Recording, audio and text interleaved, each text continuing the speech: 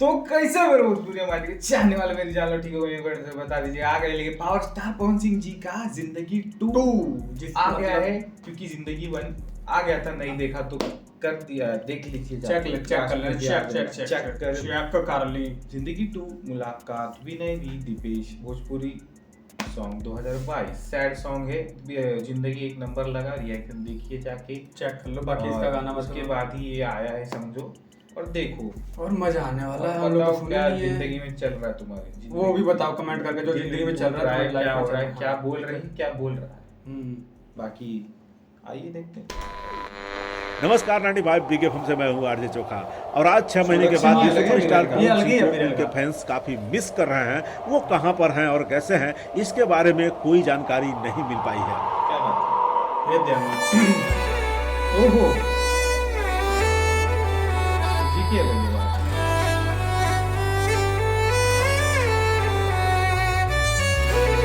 टिंकू बाबा मेरे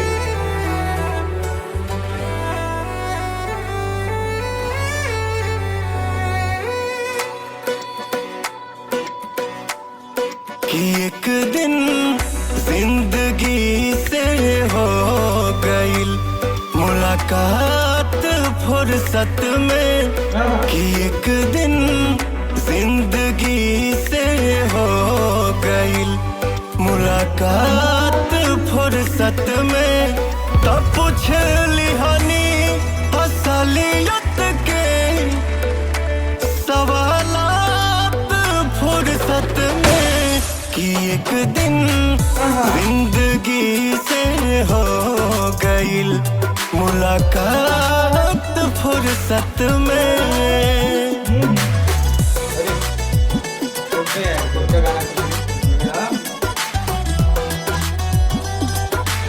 निशा का कौन सा गाना है वो वाला जुबिन का ही जुबिन का हो गई मुलाकात फुर्सत में।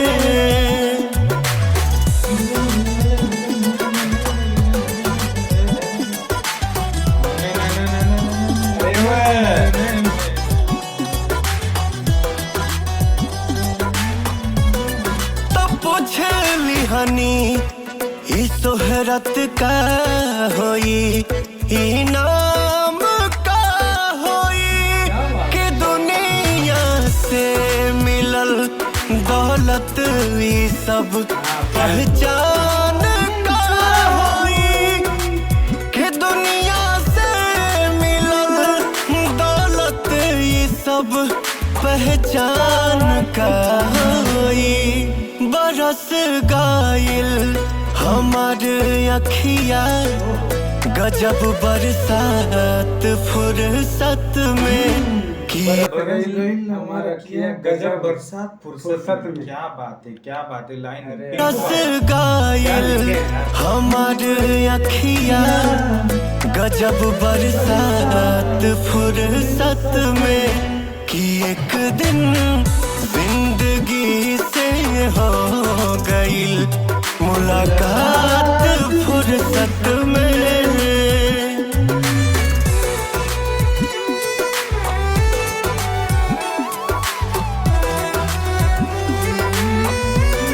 भरले बा भीड़ से दुनिया मगर अपन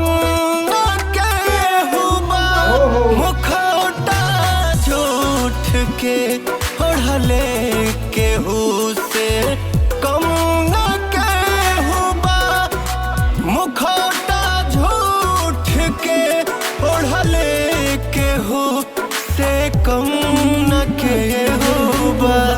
चिन्हाइल बापवन पिंकू सभे हितनात फुर्सत में कि एक दिन जिंदगी से हो गई मुलाकात फुर्सत में।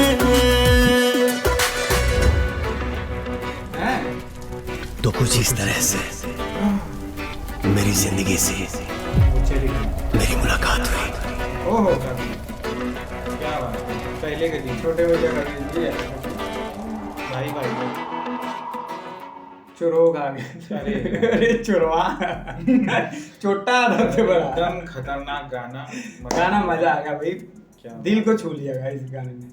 जिसको भी अच्छा लगा रहेगा तो बता देना, और भी रिएक्शन चाहिए रहेगा सैड सॉन्ग। मैं तो अभी भी घूम रहा हूँ वो गाने में, दिल को छू लिया। जिंदगी 1 का भी देखो रिएक्शन, बाकी बताते रहना, और किसी का सैड भी सॉन्ग अभी आते रहेगा अभी। किसी और का भी क्योंकि डिमांड ही वही है। हाँ, डिमांड ही मतलब नया गाना मत तो जुना गाना ही दो, सैड सॉन्ग लाओ तो आ रहा है लगातार। तो कमेंट करते रहो ना उस गाने के लिए 10-15 बटन, लाइक शेयर बटन, और दिल का हाल बताओ कमेंट मेरे भाइयों। शर्माने का नहीं, तुम लोग बड़ा ओ पाजी तुझे शर्म ना करो। सब भाई लोग एक दूसरे का मदद कर रहे हैं। आप क्या चल आप- रहा है रिलेशनशिप में, क्या चल रहा है, बात नहीं कर रही, क्या हो रहा है, किधर पहुंचा या नहीं कर रहा है लड़की, या भी है, कुछ और कर रही है, कर रहा सब्सक्राइबर है। हमारी छोटी बहनें, हाँ। क्या दिल तोड़ रहा है वो तुम्हारा, बताइएगा कमेंट सेक्शन में मिला जाइए अगले वीडियो में। तब तक के लिए हर हर महादेव।